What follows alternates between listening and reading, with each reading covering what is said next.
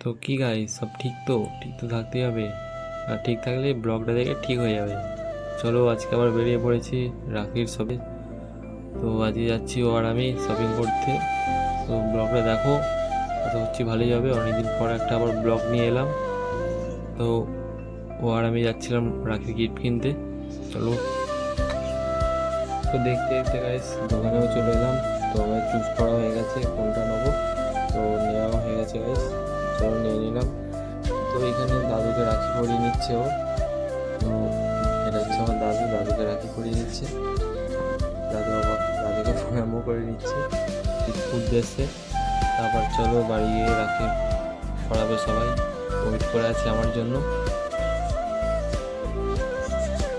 তো আইস তারপরে একটা ছাপড়ির সাথে দেখা হয়ে গেল রাস্তার মাঝখানে। তো দেখো ছাপড়ি। তো আইস ফাইনালি ফার্স্টে ভাইকে রাখি পরিয়ে নিচ্ছে দিদি, তারপর আমাকে রাখি পরাবে। তো দেখতে থাকো ব্লগটা।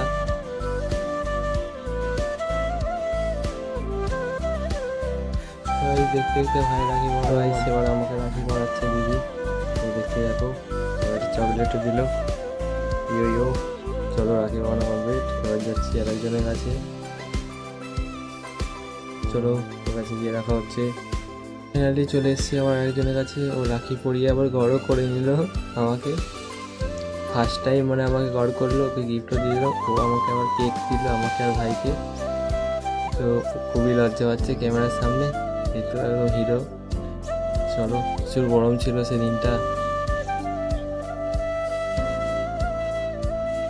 তো গাইস এরপর একজন পড়াতে চলে এলো, বোন। তো রাখি পড়াচ্ছে, দেখো কি সুন্দর রাখি পড়াচ্ছে। ও ক্যামেরার দিকে দেখছেই না, একদম চুল ঢাকা দিয়েছে গাইস। তো এবার গিফট দেওয়ার পালা। গিফটটা পেয়ে অনেক খুশি হয়ে চলে গেল। তো রাখি পরানো হয়ে গেল।